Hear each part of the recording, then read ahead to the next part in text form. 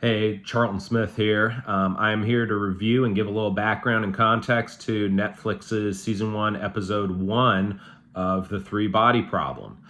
My background, I'm a radiation oncologist, which means a doctor who does a lot of physics.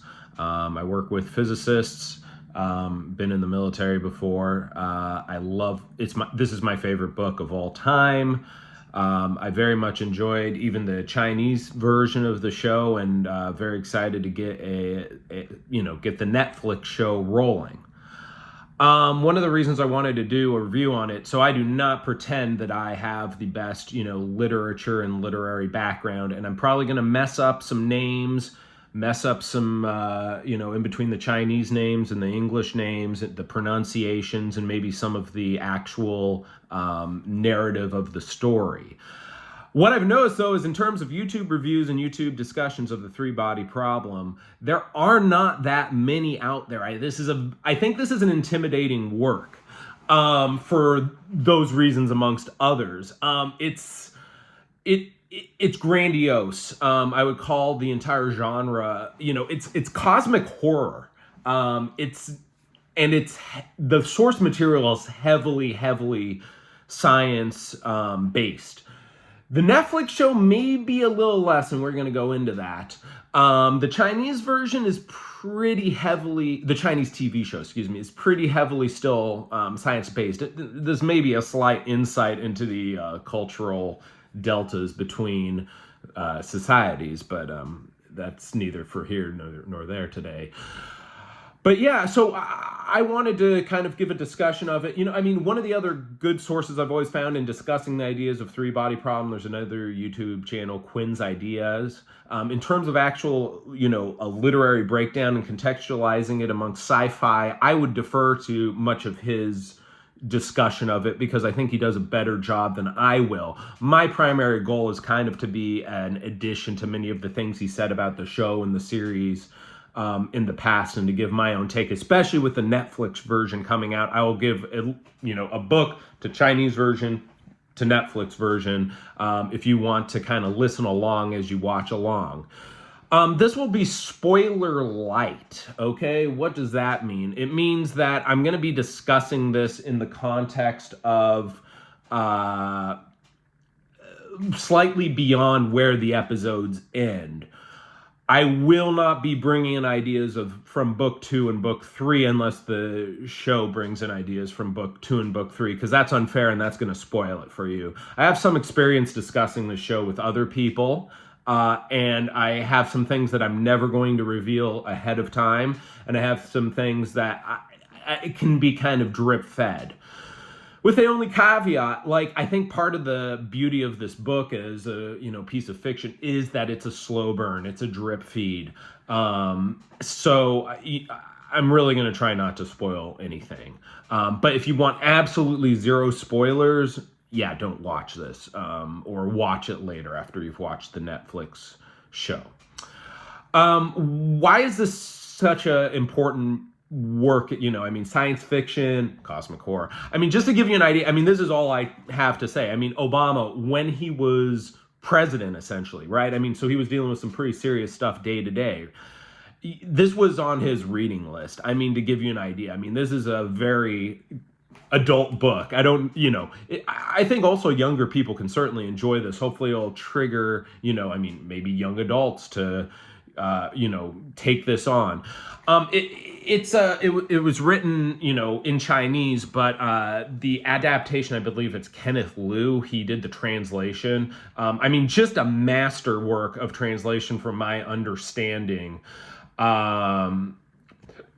This is, there have been a lot of Chinese books that probably have never even had an opportunity to make it into the Western world because so much is either lost in translation or is done poorly. You can, I pretty much hung on every word of the books. And you can tell while it's not, you can tell it wasn't written in English. It was a very, very well done narrative with some differences. And in some ways that was refreshing. My background, I understand the physics pretty well. I think if you were to ask my, chemistry PhDs, I mean, I'm an MD, am I a true academic scientist? They would probably say no, and I wouldn't argue with them. Some of these people from, Caltech, MIT that I was taught under, yes, it's a different world, but I think I can generally, the medical science field as well. I mean, we have certain ways we interact that, I can at least give some commentary on. Let's jump right into, season 1, episode 1. It's kind of split into 2 parts. It's got the first part, which is the, flashback cultural revolution component. Just to give you an idea, I mean, this is pretty heavily compacted. The Chinese Tencent series, from my review, I think they had about 7, 40 to 50 minute episodes that encapsulated what Netflix did in 1 episode. I generally applaud this. I think the background episode and background condensation was done well. Now, there are some parts that are really, again, never let to organically build. A lot of the interactions all right, going to my character sheet for the first time. So a lot of the interactions of, 1 sec, let me pause. Essentially our main Chinese character, Jin Shang. Nope, it's not Jin Shang.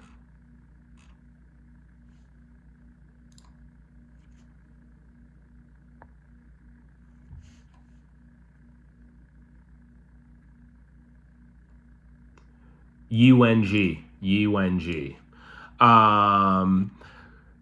Yeah, I may cut that in editing. So our main interactions of UNG with the communist generals, or the communist officers at Red Fort. Those really aren't let to build as they naturally did in the book. There's, they even have and the TV show, they have a series of discussions where, they even will say that, there's kind of misdirection about what the purpose of Red Coast was. And it's never allowed to kind of naturally build. To give you an idea, I mean, in the Chinese version of the TV series, the whole scene where she's standing at the gate to Red Coast, I mean, she lingers there for probably, I don't know, I think that scene takes like 5 minutes, and in the Netflix series, I think it takes 5 seconds, right? Where she's essentially being asked to, dedicate her life essentially to like a monastery and where you never leave again, in order to, she's essentially spurning the opportunity of ever having a normal family life again. I don't think you can, but she's been betrayed so many times at that point that it's a very natural evolution for her character. I don't know if you're just watching the Netflix show at that point, whether you would have been able to take that bit away. This is going towards, spoiler warning, her betrayal of all of humanity, okay? That is the slow burn here that we are moving towards. The fact that, I think there needs to be reasons as to why I think it's not genocide, it's xenocide. Is there a reason why, someone would move towards that level of self-loathing? That's the whole purpose of the Cultural Revolution background story. Okay. Modern day. All right. So in my mind, first thing, completely different characters. So if I mess up the characters and names, I don't even blame myself at this point. They switched from having a story that was around, this one character, Wang Miao, really interacting with the, hotshot detective, Dashi, or I mean, I think they changed his name multiple times. I mean, I just know him by, I mean, Dashi was just, I mean, so famous. Certainly casting Benedict Wong as Dashi, I think, was a strong move. My only issue, though, and I don't know if anyone else took that away from episode 1. So Dashi, like, there's a scene where it's like, this is your last chance. You've been fired by 3 groups. I don't like that. Dashi is not a perfect character. He chain smokes. I think they should have kept him chain smoking. I know smoking isn't cool in 2024, but I think his self-destructive nature was something that always shone through. Maybe they could have switched it to the vape pen. I don't know. But he is competent. He is competent in nothing else, and people generally should not question his competence. The fact that his competence is already being questioned is kind of already bordering on character assassination for me. We're going to have to see if that continues, but I don't like that. People do not like Dashi in the books for a variety of reasons. He's a live wire. He's that detective. There's the book right way, and then there's the street right way, and Dashi does things the street right way. Okay, that's Dashi. I don't know if you get that vibe in the Netflix show. Dashi is ultimately meant to symbolize humanity's essentially like industriousness and pragmatism. In the face of these, high-minded intellectuals. Dashi is the link that makes humanity such a formidable weapon in fighting, or you at least symbolizes it. There are a number of other people, of course, who play supporting roles, but especially in the early stages. That's what, in my mind, I'm just one person, man, but that's like Dashi's role. So if they're not leaning into that, my rating of the Netflix series is going to drop. So the switch to the Oxford 5, I certainly think, at least on paper, it's good. I mean, casting-wise, sure. Yeah, sure. I think it's fine. I think they get a cast of people in. I mean, I don't think that, switching Wang Miao over to,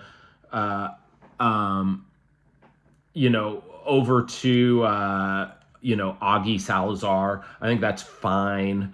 My biggest issue with Augie, Ella Gonzalez's character in the first episode, though, is I don't know if she doesn't really act like a scientist. Okay, and who am I to say that, right? Okay, hear me out. So the character of Wang Miao, he as he starts to get the visions, the horror aspect and the inability to solve it with the conventional scientific method is really where the story starts to build and develop itself. Okay, I understand in a condensation, you lose that. So condensing the story down, you can't have, scenes where he's taking photograph, or in this case now so where, Ella Gonzalez's character is going to be taking photographs, comparing, a control versus experimental arms. You're not going to be having that. At the very least, what I was hoping for, though, was more of the stoicism the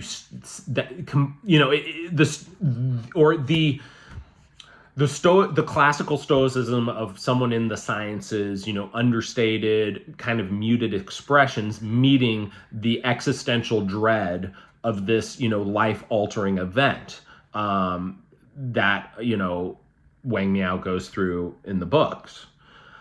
I think that, Augie's, Ella Gonzalez's character, a lot of the times the emotions are kind of swinging left, like a pendulum. I don't know, just quite frankly, all of the physicists kind of acting like children, sex obsessed, really meaningless banter in the face of this like major physics catastrophe, which they kind of hint at. But the thing that's really, the thing in the book and the Chinese TV show is, the physicists are acting out, okay? So I'm just going to call them the physicists at this point. The physicists are acting out, right? But then the portrayal is very different in the Netflix show versus the book. In the source material, you're seeing them, I don't know if anyone's ever read like On the Beach, but Neville Shroot, but like in the end, there's this car race where essentially everyone knows it's the end of the world. So they get all their nice cars out and they're like driving them like madmen, and someone, flies off the racetrack and, dies in a fiery blaze, but they're kind of, just devil may care attitude. It's the end of the world. Tragedy is driving these otherwise highly rational people to be irrational. I do not get that vibe from the Oxford Five or the Netflix series. I get the feeling from that these are people who are irrational before, irrational now, irrational in the future, kind of acting like children.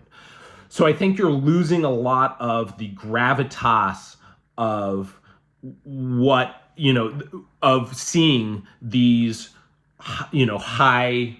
high societal position, high station people have to essentially debase themselves as they discover that their life's work, and their entire, again, highly prized field of research is completely meaningless, or they think it's meaningless. So that's my biggest critique. I mean, there's other things that can be said, but that's like the one thing to the audience I just want to throw out. I think that is the number one takeaway that, I think is a problem. The good news is there's two sources right now. There's Netflix and then there's the Tencent show. The Tencent show comes across as lower budget, but not low budget. It is a 1-for-1 recreation, but it is a long show. It's not necessarily a show I recommend to people. But then there's the book. Okay, what else? So the last thing is, here's something that really bothered me about the Netflix show compared to the, even the Tencent show actually did this better. And then the book always gives an idea of the scope. So this show is all about scope and grandiosity while still having, your points to ground you in it in a strong character-driven story. Okay. So for example, when you cut to, again, our detective, Dashi, even at this stage, he's supposed to have an entire team behind his back, researching this. He is not one man doing like the Always Sunny, putting pieces of string together. Yes, there is a big board, but the size of the problem that is being encountered right now is being betrayed to the audience by having, what is it? When they go into the super collider, and the only person left in there, is Saul, Jovan Adepo, right? Even in the last hour of that machine, that would be a massive, massive undertaking. There would be people, probably still, running along the beam line. It's not a.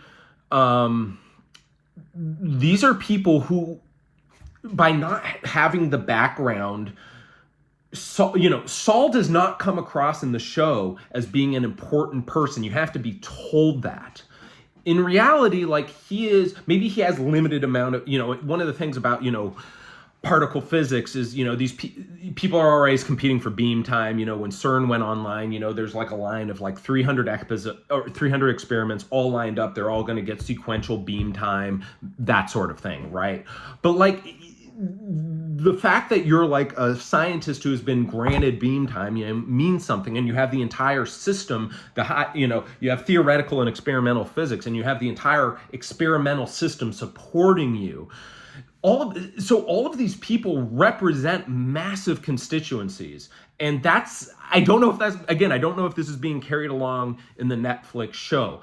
Saul, represents the hopes of a field of physics, essentially, and that is now being having a rug pull. So that major problem in my book. I don't know if it'll make a meaningful or a completely ruin the narrative in the Netflix show. They've got 7 more episodes to potentially answer that or fix that, or maybe it's just going to end up as a check mark against the show in the grand scheme of things. But I don't think, this is a show of this is a story of cosmic scale, cosmic proportions. But the way it works is you get the foundations correct. You're dealing with the entirety of the governmental organizations, the entirety of the scientific establishment, the entirety of the law enforcement intelligence community, and then the entirety of like the international, international cooperations and the inherent, strifes between countries and, international cooperations. If these things aren't fleshed out well early, I do worry that as the scope grows, that they won't be in a strong position to, tell the right story. Otherwise, let's see, what else can I say? Those were the major points I wanted to get along. Otherwise, really interesting casting choices now in this Netflix show. Overall, I think it's good. I think a lot of you have probably heard, they're bringing in characters from, even potentially book 2 early. I don't see anything wrong with that. I think letting D&D as the show, the new showrunners, of prior Game of Thrones fame, adapt that as they see fit, I think is reasonable. I don't think, while the books are excellent, there is now the Chinese TV show that essentially is representative of the books. So you don't have to have a perfect one-for-one recreation. I think taking a broader artistic license is fine. Of course, everyone worries with D&D anytime they get out over their skis in terms of, doing stuff where the source material is not there. And so they are creating new source material, even though, there are checkpoints that they're going to have to hit. We'll see. But again, overall strong cast. I just really would love it if the, Oxford 5 would kind of lock it in a little bit more. Unfortunately, that may never come to pass. But we will see. So, I'll be coming back with an episode 2 review. Hopefully, overall I would give this episode, probably a 7 out of 10. Certainly, I don't think there have been some discussion that this show is going to be essentially a flop or poorly critically, very poor, or is on trajectory to be very poorly critically acclaimed. I would not say that. I think this is overall, I think for the difficulty of the source material, I think it's been done pretty well. I think it would be a broad recommendation still to people. Again, the Chinese version, which I would give probably almost a 9 out of 10, I wouldn't recommend that to most people. That is not an easy watch. In between watching essentially, a sitcom from a different culture, but also just how slow it is. I don't know if you're going to get people. I don't know if all the rewards pay off. But yeah, no, the Netflix show still captures a lot of the really poignant points. The one thing I will always remember from reading that book is that first scene of the Netflix show. It's really, that scene, the Cultural Revolution, just the bloodbath. And when I first read that, I'm like, what am I in for? Like, this is something else. So I think they get it. That scene's done really well in the Netflix show. We're only getting into their first, dives into the 3-body, universe. Certainly, the extra money that Netflix has is already, I think, paying dividends. The three body universe in the Chinese show is poorly done. The three body universe VR experience in the books is sometimes difficult to describe. I think it's something, some people may say it's unadaptable to film. I think it's something that begs to be adapted to film, but God, it needs to be done correctly. I think of having more of like a neural link than having, I mean, in the books, it's like this pressure suit that's supposed to like emulate hot and cold and fall. I mean, clear that I think going with this is the right way. And that's the way they also kind of did it in the Chinese version. So anyway, I think that about rounds it out. Signing off, and we'll return in episode 2.